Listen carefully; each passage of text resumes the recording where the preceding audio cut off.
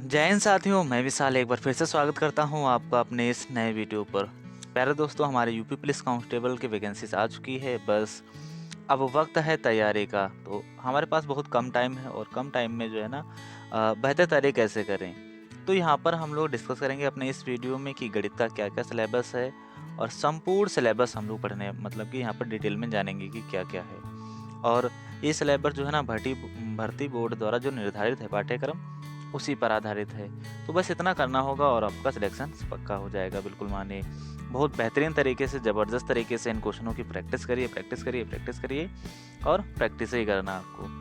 नया कुछ भी नहीं पढ़ना है, जो अभी तक पढ़ा है बस उसे ही रिवीजन करना है हमें। तो बिना देरी करते हुए अपने क्वेश्चनों को हम लोग या फिर जो है ना अपने इन सिलेबस को स्टार्ट करते हैं। वीडियो को अंत तक जरूर देखना और वीडियो अच्छी लगे तो वीडियो को लाइक करिएगा और चैनल को सब्सक्राइब करिए और जो है ना पर शुरू करते हैं हम लोग अपना सिलेबस। ये हमारा यूपी पुलिस कांस्टेबल मैथ का सिलेबस होने वाला है, जैसा कि हम लोगों ने पहले ही डिस्कस कर लिया है। तो सबसे पहला चैप्टर आता है संख्या पद्धति। संख्या पद्धति में आपके जो है ना बॉड मास से रिलेटेड क्वेश्चन पूछे जाते हैं। जैसे 3 गुणे 5 गुणे 6 दे दिया गया और पूछेगा इनको कैसे सॉल्व किया जाएगा। ऐसे सारे क्वेश्चन दिए जाते हैं हमारे संख्या पद्धति में। दशमलव व भिन्न में यानी जोड़ना, घटाना और ये सारी चीज़ें हमारे दशमलव तथा भिन्न के अंतर्गत आती हैं। घातांक व करड़ी वाले क्वेश्चंस पूछे जाते हैं, जैसे 4 की घात 5 दे दी या फिर ऐसे करके 3 की घात 6 दे दी, अब इनका योग या गुणनफल ऐसे करके कुछ बताना होता है। तो वो आ जाता है हमारा घातांक एवं करड़ी के अंतर्गत। फिर आ जाता है सरलीकरण। सरलीकरण जैसा कि हमने बॉड मास का नियम, इसी के अंतर्गत आ जाता है।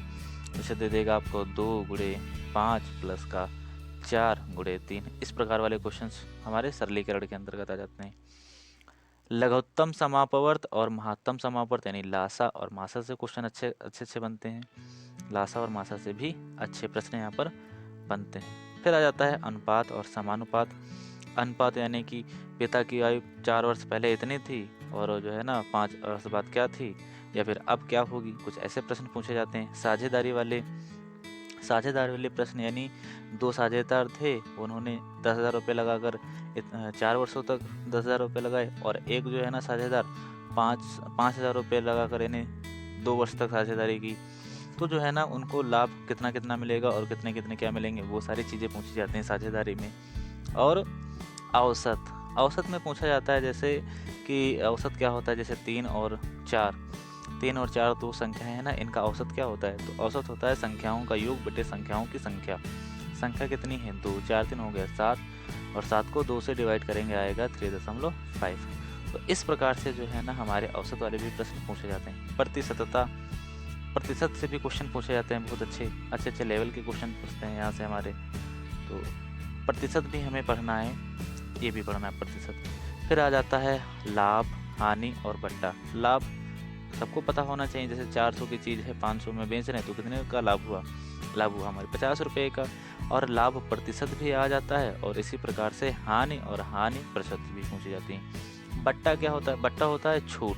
जैसे हम लोग दुकानों पर जाते हैं, दुकानदार कोई चीज़ पूछते हैं, जैसे पुस्तक को लेना है, तो हम लोग दुकानदार से पूछते हैं भैया पुस्तक कितने की है, तो बोलता है 200 रुपये की है या कुछ भी बोले 200 रुपये की। तो बोले भैया जो है ना इस पर डिस्काउंट कितना मिलेगा, डिस्काउंट ही नहीं बट्टा। तो बोलता है 10% 20%। तो जितने की आप कम करा के लाते हैं दुकानदार से, वही होता है बट्टा। फिर पूछा जाता है साधारण ब्याज। तो साधारण ब्याज और चक्रवृद्धि ब्याज भी यहाँ से अच्छे क्वेश्चन पूछे जाते हैं।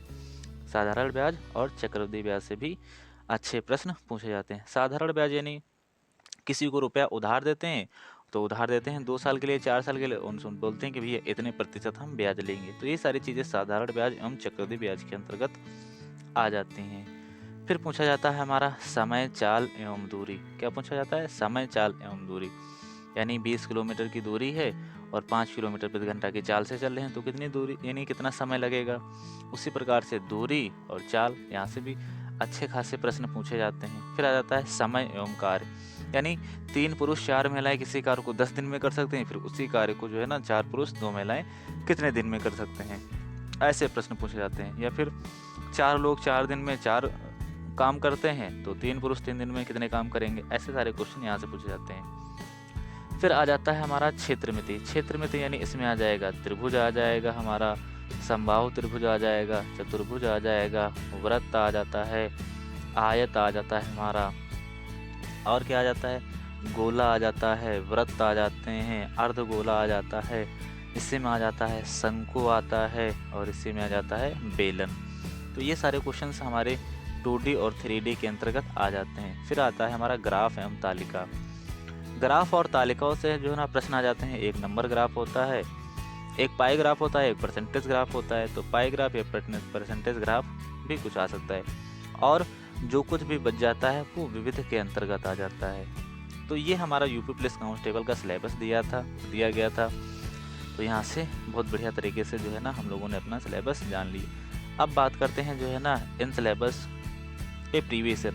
तो हम आपको बता दें कि जो है ना इस क्लास के जो हमारा यूपी पुलिस कांस्टेबल का प्रीवियस ईयर का पेपर हुआ था, उस प्रीवियस ईयर के पेपर में जो भी मैथ के क्वेश्चन पूछे गए हैं, उन सभी क्वेश्चनों की जो है ना हम लोग ज़बरदस्त तरीके से प्रैक्टिस करने वाले हैं अपने यूट्यूब पर। तो चैनल को अभी तक सब्सक्राइब नहीं किया तो चैनल को सब्सक्राइब कर लीजिए, और जो है ना चैनल को अभी तक सब्सक्राइब नहीं किया तो चैनल को सब्सक्राइब कर लीजिए, ताकि जो है ना प्रीवियस ईयर के क्वेश्चंस को हम ज़बरदस्त तरीके से प्रैक्टिस कर सके और पता लगा सके जो है ना हमारा लेवल क्या रहा था प्रीवियस ईयर के क्वेश्चंस को। फिर उसी अकॉर्डिंग जो है ना हम अपने तैयारी को कर सकें। तो यहाँ पर एक चीज़ और जान लीजिए कि जो है ना मैथ के हमारे 20 प्रश्न आते हैं। यहाँ से मैथ का क्वेश्चन कितने पूछे जाते हैं, तो मैथ के हमारे 20 प्रश्न आते हैं, 20 क्वेश्चन, और 20 क्वेश्चन होते हैं, प्रत्येक क्वेश्चन 2 नंबर का पूछा जाता है। तो टोटली हमारा 40 नंबर बन गए यहाँ से हमारे। तो 40 नंबर किसी भी एग्ज़ाम में बहुत महत्वपूर्ण भूमिका निभाते हैं, और बिना मैथ की तैयारी के आप जो है ना सिलेक्शन नहीं ले सकते हैं। हाँ, पहले सिलेक्शन लिया जा सकता था, लेकिन वर्तमान में इतना ज़्यादा कंपटीशन है, तो बिना मैथ को पढ़े जो है ना आप सिलेक्शन नहीं ले पाएंगे। तो सीधे शब्दों में तो ये बात है, तो आपको मैथ पढ़ना ही होगा। तो शुरू करेंगे हम लोग जो है ना जल्द ही अपने इन क्वेश्चनों की जो प्रीवियस ईयर में पूछे गए हैं। जुड़ना ना भूलें हमसे। तो चैनल को अभी तक सब्सक्राइब नहीं किया तो चैनल को सब्सक्राइब कर लीजिए, और वीडियो अच्छी लगी तो वीडियो को लाइक करना जरूर करें, और लाइक करना ना भूलें। मिलते हैं नेक्स्ट वीडियो में, तब तक के लिए बाय बाय, जय हिंद।